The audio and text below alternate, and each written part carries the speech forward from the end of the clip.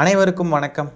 நம்ம தமிழக வெட்டி கழகத்துடைய பொதுச் செயலாளர் திரு ஆனந்த் அவர்கள் இருக்கார் இல்லையா, அது ஏன் ஆனந்த் அப்படின்னு சொல்கிறேன் அப்படின்னா, அவர் பேருக்கு முன்னாடி இருக்கக்கூடிய அந்த பேரை சொல்ல ஒரு மாதிரி இருக்குது, கொஞ்சம் குச்சமாக இருக்குது. அதனால தான் ஆனந்த் அப்படின்னு சொல்லிக்கிட்டு இருக்கேன். அவர் என்ன பண்ணியிருக்காப்புல அப்படின்னு பார்த்தீங்கன்னா, சமீபத்தில் எங்கேயோ வச்சு பேசுகிறப்போ விஜய் அவர்களுடைய பாட்டை கேட்டாலே வயிற்றுக்குள்ளே இருக்கக்கூடிய குழந்தைங்கள்லாம் ரியாக்ட் பண்ணும் அப்படி இப்படின்லாம் சொல்லியிருக்காப்புல. அந்த காணொலியை லேட்டாக பாருங்கள். 3 மாத கை குழந்தை, அந்த கை குழந்தைக்கு உடல்நல சரியில்லைன்னு சொல்லிட்டு நைட்டு 2-2:30 மணிக்கு ஹாஸ்பிட்டல் போயிட்டு அட்மிட் பண்ணியிருக்கிறாங்க. அட்மிட் பண்ண உடனேயே அந்த குழந்தைக்கு பெரிய ஹாஸ்பிட்டலில் போய் சேர்த்துட்டு இருக்கிறாங்க. அந்த குழந்தைக்கு எப்படி பார்த்தாலும் 17-18 லட்ச ரூபா செலவாகும் அப்படின்னு இருந்தால் தான் காப்பாற்ற முடியுன்ற மாதிரி சொல்லிட்டாங்க. அது தலைவருடைய கவனத்துக்கு யாரோ சொல்லி தெரிய வந்தது. என்னை அனுப்பிச்சாரு. நான் ஹாஸ்பிட்டலுக்கு போன உடனே டாக்டர் கிட்ட கேட்டேன், இது எத்தனை மாசம் குழந்தைன்னா, ஒரு 3 மாசம் தான் சார் ஆகுது அப்படின்னாங்க. அவங்க அப்பாவை கூப்பிட்டு நான் கேட்டேன், நீங்க எங்க வேலை செய்யறீங்க அப்படின்னு. நான் ஆர்பரில் வேலை செய்யறேங்க. என்ன வேலை செய்யறேன்னா கூலி தொழிலாளிங்கன்னாரு. அப்படி இருக்கும்போது இந்த ஹாஸ்பிட்டல் இட்டு வந்து அட்மிட் பண்ணிருக்கிறீங்களே எப்படி அப்படின்னு. ப்ரோ வெயிட் அ மினிட், நீங்கள் ஏன் அதையெல்லாம் கேட்குறீங்க? கூலி தொழிலாளியாக இருந்தால் பெரிய ஹாஸ்பிட்டலில் அவங்க குழந்தையோ இல்லை அவங்க குடும்பத்தில் யாருக்கோ ஏதோ பிரச்சனையோ இல்லை அவருக்கோ ஏதோ ஒரு பிரச்சனையோ அவங்க போகக்கூடாதுன்னு ஏதாவது இருக்கா என்ன? அதை எதுக்கு நீங்கள் கேட்குறீங்க? இந்த மாதிரி ஒரு விஷயத்தினால கஷ்டப்படுறவங்க, பாதிப்புக்குள்ளாகி இருக்கிறவங்க கிட்ட போய்கிட்டு நீங்கள் இந்த வேலை செய்கிறப்போ நீங்கள் ஏன் இங்கெல்லாம் வரீங்க இப்படிலாம் கேட்குறது முதல்ல ஒரு நல்ல அணுகுமுறையாக இருக்குமா? அவங்கக்கிட்ட உங்களுக்கு ஏதாவது உதவி வேணுமா, ஏதாவது பொருளாதார ரீதியான உதவியோ இல்லை எது வேணாலும் உங்களுக்கு வேணுமா அப்படின்னு சொல்லி நீங்கள் கேட்டிங்கன்னா அது ஒரு நல்ல அணுகுமுறை. ஆனால் நீங்கள் இவ்வளோ தான் சம்பாதிக்கிறீங்க, நீங்கள் கூலி தொழிலாளியாக இருக்கீங்க, அப்படி இருக்கிறப்போ எதுக்கு இந்த ஹாஸ்பிட்டலில் வந்து சேர்க்குறீங்க அப்படின்லாம் கேட்குறது முதல்ல இதை வந்து வேற சொல்கிறாரு. இதெல்லாம் பெருமையாக வேற சொல்கிறாரு. ஐயோ, தாவேக்காரனுடைய புத்தியை இப்படி தான் போகும் போல இருக்குது. இவங்களுடைய தலைவர் அணில் என்ன சொல்கிறாப்புல அப்படின்னு பார்த்தீங்கன்னா, நமக்கெல்லாம் எதுக்கு நீட்டு மட்டும்தான் உலகமா, அதை தாண்டி நிறைய இருக்குது அப்படின்னு சொல்கிறாப்புல. இவர் என்னடானா ஏற்கனவே நொந்து போயிருக்கக்கூடிய இந்த மாதிரிப்பட்ட ஒரு நபர்கிட்ட போயிட்டு ஹாஸ்பிட்டலில் போய் நொந்துக்கிட்டு இருக்காப்புல. அவர்கிட்ட போயிட்டு நீங்கள் கூலி தொழிலாளியா, அப்படி இருக்கிறப்போ எப்படி நீங்கள் இந்த ஹாஸ்பிட்டலில் வந்து சேர்ந்தீங்கன்னு கேணத்தனமாக போய் கேட்டிருக்காப்புல. அதையும் மேடையில் பப்பரப்பேன்னு பப்ளிக்காக பேசி இப்படி பேசிக்கிட்டு இருக்கிறதுக்கும் கீழே இருந்து விசில் அடித்து கை தட்டுறானுங்க விசில் அடிச்சான் குஞ்சுகள். அடுத்தவங்களுடைய விருப்பம் வெறுப்பு இதெல்லாம் வந்து மதிக்கவே மாட்டானுங்க போல இருக்குது. அவங்க என்ன நினைக்கிறாங்க, அவங்க பண்ண நினைக்கிறாங்களா, சரி பண்ணட்டும் அப்படின்லாம் விடமாட்டானுங்க போல இருக்குது. அப்படியே அதுக்குள்ளே கொண்டு போய் மூக்க நுழைக்கிறது. உங்களுக்கு இதுக்கு தகுதி இருக்கா, உங்களால் இதை பண்ண முடியுமா, இது இல்லைன்னா வேறு எவ்வளோ இருக்குது, அதையெல்லாம் விட்டுக்கிட்டு எதுக்கு இதை சூஸ் பண்ணுறீங்க, அவங்களுடைய சாய்ஸஸில் கொண்டு போய் மூக்க நுழைக்கிறது. மூக்கு நுழைச்சான் குஞ்சுகள் இப்படி பேர் வச்சிடலாம் போல, மூக்கு நுழைச்சான்ஸ். அப்போ நான் டாக்டர்கிட்ட கேட்கும்போது 17-18 லட்ச ரூபா ஆகும், கண்டிப்பாக அதை குணப்படுத்திட முடியுமா டாக்டர் அப்படின்னு. கண்டிப்பாக அப்படின்னு ஒரு 3-4 டாக்டர்ஸ் எல்லாருமே பேசி பண்ணிடலாங்க அப்படின்னாங்க. நான் தளபதி கிட்ட சொன்னேன், எவ்வளோ ஆகுதுன்னாரு. இது மாதிரி 17-18 லட்ச ரூபாய்ட்டு ஆகும்னு சொல்கிறாங்க சார் அப்படின்னு. கண்டிப்பாக அதை பணம் அதை கொடுக்கறத பற்றி ஒன்றும் இல்லை, ஆனால் குழந்தை வந்து உயிரோட நமக்கு இருக்கணும்.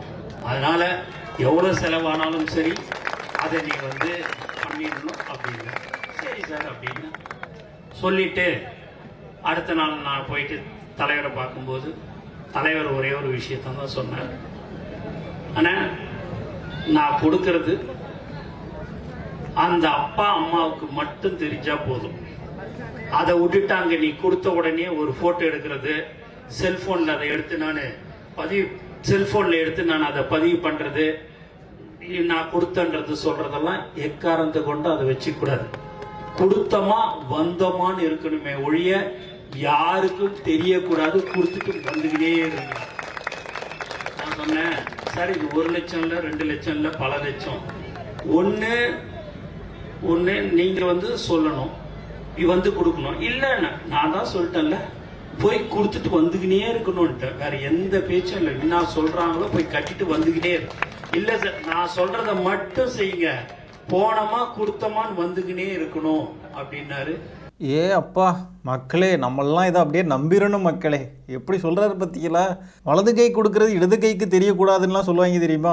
அந்த மாதிரி ஒரு விஷயத்த விஜய் அவர்கள் ஃபாலோ பண்ணுறவர் தெரியுமா? உதவி பண்ணுறதை எக்காரணம் கொண்டு வெளியில் காட்டிக்கவே மாட்டாருங்க. அந்த மாதிரி சொல்லிக்கிட்டு இருக்காப்புல.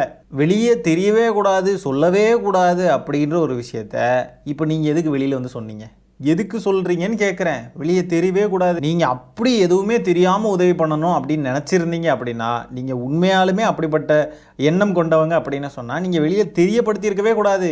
எதுக்கு நீங்கள் இப்போ தெரியப்படுத்துனீங்க?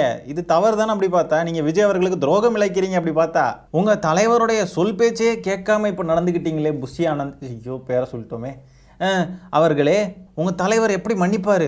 நான் எவ்வளோ சொன்னேன் புஷி அவர்களே, திருப்பி அதான் வருது வாயில். சரி, இப்படி சொன்னனே, நீங்கள் வந்து இப்படி போய் இப்படி வெளியே சொல்லிட்டீங்களே அப்படின்னு சொல்லிட்டு வருத்தப்பட மாட்டாரா? அவர் வருத்தப்படக்கூடிய விஷயத்தை இப்படி பப்ளிக்காக வந்து பேசிட்டீங்களே, உங்களுக்கு நியாயமா? இதெல்லாம் நியாயமா? விஜய் அவர்கள் எவ்வளோ வருத்தப்படுவாப்புல.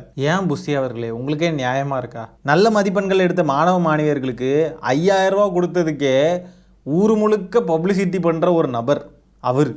ஆனால் 17-18 லட்சம் ரூபா ஆகக்கூடிய ஒரு காரியத்தை வெளியிலேயே தெரியாமல் முடிக்கணும், யாருக்குமே தெரியக்கூடாதுன்னு சொன்னார் அப்படின்னு சொல்கிறீங்களே, இதெல்லாம் நம்புற மாதிரியா இருக்குது.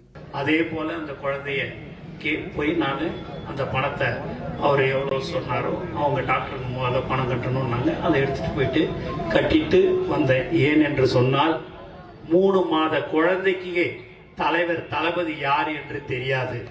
ஆனா தாய்மார்களுடைய வயிற்றுல குழந்தைங்க இருக்கும் போது தலைவருடைய பாட்டு சத்தம் கேட்டாலே தாய்மார்கள் சொல்லுவதெல்லாம் அசைவு கொடுக்கிறது என்று சொல்லுவார்கள். ஏன் இதெல்லாம் சொல்கிறேன் என்று சொன்னால், இதையெல்லாம் ஒரு 100 ரூபாய், 500 ரூபாய், 1000 ரூபாய், 2000 ரூபாய்க்கே எல்லாம் அதுக்கு 2000 ரூபாய் பணம் கொடுத்துட்டா அதுக்கு வந்து விளம்பரமே 1 லட்சம் ரூபாய்க்கு இருக்கும்.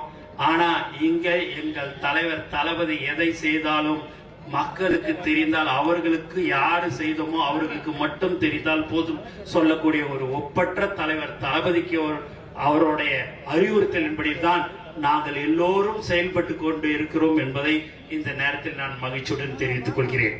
மற்றவங்களாம் 2000 ரூபா கொடுத்தா கூட 1 லட்சம் ரூபாய்க்கு விளம்பரம் படுத்துவாங்களாமா. அவங்களாவது செஞ்சுக்கிட்டு விளம்பரப்படுத்துகிறாங்க.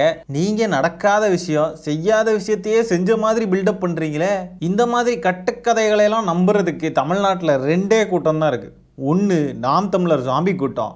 அவனுங்க கிட்ட போயிட்டு அரிசி கப்பல், மேதகு பிரபாகரன் கூட பயணிச்சேன் அப்படி இப்படின்னு இந்த இட்லி கதை, ஆமக்கறி கதை இதையெல்லாம் சொன்னால் அவனுங்க நம்பிடுவானுங்க, கைத்தட்டிக்கிட்டு இருப்பானுங்க. அதே மாதிரியே இந்த அணில் குஞ்சு கூட்டம். நம்ம தலைவர் என்னெல்லாம் பண்ணியிருக்காரு தெரியுமா, வெளியிலேயே தெரியக்கூடாதுன்னு சொன்னார், அந்த மாதிரிப்பட்ட விஷயங்கள்லாம் அவ்வளோ பண்ணியிருக்காரு, 18 லட்சம் ரூபா செலவு பண்ணார் தெரியுமா, அப்படியா இப்படியான்னு வெளியே தெரியக்கூடாதுன்னு சொன்ன விஷயத்தையெல்லாம் வெளியே சொல்லிட்டு இருப்பாங்க. அதையும் இவனுங்க நம்பிக்கிட்டு இருப்பானுங்க. இவர் சொல்கிற மாதிரி ஒரு விஷயம் உண்மையாகவே நடந்துருந்துச்சு அப்படின்னா இது எப்பவோ மக்கள் பார்வைக்கு வந்திருக்கும், கண்டிப்பாக வந்திருக்கும். என்னதான் இவங்க வந்து ஹைட் பண்ணணும்னு நினச்சாலும் அது அப்படி ஹைட் ஆகாது, மக்கள் பார்வைக்கு வந்துடும். சரி, முதல்ல ஹைட் பண்ண வேண்டிய அவசியம் என்ன?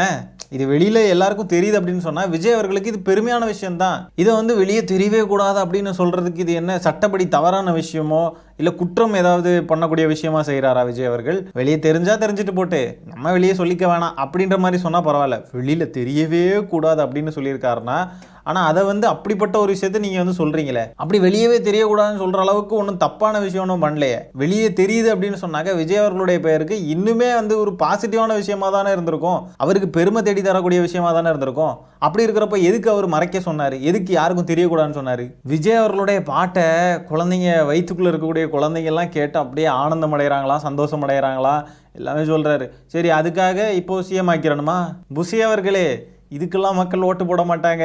என்ன பேசுறீங்க நீங்கள்? இதெல்லாம் எதுக்கு சொல்கிறீங்க? பாட்டு கேட்டு காலை உதச்சாங்க கொண்டாங்கன்னு சொன்னால் அதுக்கெல்லாம் ஓட்டு போட மாட்டாங்க யாரும். இதில் எனக்கு ஒரு கேள்விங்க, என்ன அப்படின்னா, இப்போ இந்த மாதிரி விஜயோடைய பாட்டு கேட்டதுனால வயிற்றில் இருக்கக்கூடிய குழந்தைங்க வந்து எட்டி மிதிக்குது, அப்படியே சந்தோஷப்படுறாங்க, ரியாக்ட் பண்ணுறாங்க அப்படின்ற மாதிரிலாம் சொல்கிறாப்புல இல்லையா? இப்போ அப்படியே பார்த்தாலுமே அந்த பாட்டை உருவாக்கினவர் விஜய் கிடையாது, அந்த கிரெடிட் இசை அமைச்சருக்கு தானே போய் சேரணும். அதுக்கு பின்னாடி எவ்வளோ பேர் எவ்வளோ விதமாக கஷ்டப்பட்டுருப்பாங்க, பாடகர்கள், மியூசிக் போடுறவங்க, அவங்க இவங்கன்னு எவ்வளோ பேர் இருக்காங்க, அவங்களுக்கு தானே அந்த கிரெடிட் போய் சேரணும். அப்படி பார்த்தா யாரோ அமைச்ச இசைக்கு விஜய் அவர்கள் டான்ஸ் ஆடினார் அப்படின்றதுக்காக அது விஜய் பாட்டுன்னு ஆயிரமா? அது விஜய் பாட்டுன்னு நம்ம பேச்சு வழக்கில் சொல்லுவோம், இது விஜய் படத்தில் உள்ள பாட்டு, விஜய் பாட்டு அப்படின்னு சொல்லுவோம். ஆனால் அதுக்காகன்ட்டு அதை விஜயே உருவாக்கி, விஜயே எழுதி, அதுக்கு மியூசிக் போட்டு, விஜயே உருவாக்கி அப்படியே படைச்ச ஒரு பாட்டுன்னு ஆயிருமா? கிடையவே கிடையாது. குழந்தை அந்த பாட்டை பார்த்து ரியாக்ட் பண்ணலையே, அப்படியே அந்த நடனத்தை பார்த்து, விஜய் அவர்களுடைய ஆக்ஷன்ஸ் அதையெல்லாம் பார்த்து ரியாக்ட் பண்ணலை. அப்படியே பார்த்து ரியாக்ட் பண்ணாலுமே அதில் 50% தான் விஜய் அவர்களுடைய கிரெடிட். ஏன்னா பார்க்குறதுல வந்து அந்த டான்ஸை பார்த்து குழந்தைங்க ரியாக்ட் பண்ணுது அப்படின்னா அந்த பாடலுடைய இசை இருக்கு இல்லையா, அந்த இசையை கேட்டும் தான் ரியாக்ட் பண்ணுறாங்க. அந்த இசையோடைய கிரெடிட் எப்படி பார்த்தாலுமே விஜய் அவர்களுக்கு போய் சேராது. ஆனால் வயிற்றுக்குள்ளே இருக்க குழந்தைங்களால பார்க்கவே முடியாது, கேட்க மட்டும் தான் முடியும். அப்படின்றப்போ அந்த கேட்டதுனால ரியாக்ட் பண்ணினது வந்து முழுக்க முழுக்க இசையமைப்பாளருக்கு தானே போய் சேரும் அந்த கிரெடிட்டு. இவங்க எப்படி இதை விஜய் பாட்டுன்னு கிளைம் பண்ணுறாங்க? இன்னைக்கு என்ன தெரியுமா பண்ணியிருக்காரு நம்ம புசியாரு? தாவேக்காவுடைய ஒரு பெண் தொண்டருக்கு நடு ரோட்டில் வச்சு வளகாப்பு நடத்தியிருக்காருங்க. அந்த காணொலியை லைட்டாக பாருங்க.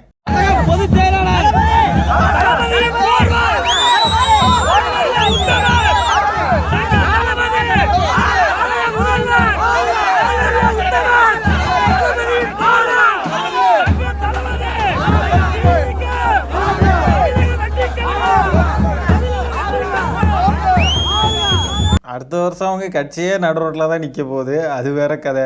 ஏண்டா அவங்க வீட்டுக்கு வரைக்கும் கூட போகிறதுக்கு உங்களால் முடியல. என்னம்மா இங்கெல்லாம் வேணாம்மா, இது நடு ரோடாக இருக்குது, உங்கள் வீட்டுக்கு வரேன், உங்கள் வீட்டில் வச்சு வளகாப்பு நடத்தலாம் அப்படின்னு சொல்லி வீட்டுக்கு மரியாதையாக போகிறது கூட தெரியாத தற்குறிகள். சீக்கிரமா விஜயோடைய கட்சியை முழுங்கி அப்படியே ஏப்பம் விட போறாரு புசி ஆனந்த். முதல்ல அந்த பொண்ணு கொஞ்சம் யோசிக்கணும். இவ்வளோ க்ரௌட்ல நிக்கிறோமே, நம்ம ஒரு பிரெக்னென்ட்டான விமன் வேற இங்கெல்லாம் வந்து நின்றுகிட்டு இருக்கோம், இது சரிப்பட்டு வருமா அப்படின்ட்டு அவங்களுடைய சேஃப்டியை முதல்ல யோசிக்கணும். யோசிக்காம அங்க வந்து நின்று அவங்கள அதுவும் கொஞ்சம் கூட மதிக்காம நடு ரோட்ல வச்சு வளகாப்பு நடத்துறாங்க. சீக்கிரமா நடு ரோட்ல கட்சிக்கு தவசமும் பண்ண போறாங்க. சீக்கிரமா அது நடக்கும் பாருங்க. சரி மக்களே, இந்த காணொலியை நான் இதோட என் பண்ணிக்கிறேன். இந்த வீடியோல நம்ம பேசுகிற விஷயங்களை பத்தி உங்களுடைய கருத்துக்கள் என்னன்றதை கமெண்ட்ல பதிவு பண்ணுங்க. வீடியோ பிடிச்சிருந்தா ஒரு லைக்கை தட்டி விட்டு 4 பேருக்கு ஷேர் பண்ணுங்க. முக்கியமாக நம்ம சேனலை சப்ஸ்கிரைப் பண்ணி வச்சுக்கோங்க. மீண்டும் இன்னொரு காணொலியில் சீக்கிரமா உங்களை சந்திக்கிறேன். அது வரைக்கும் டடா பை, டேக் கேர்.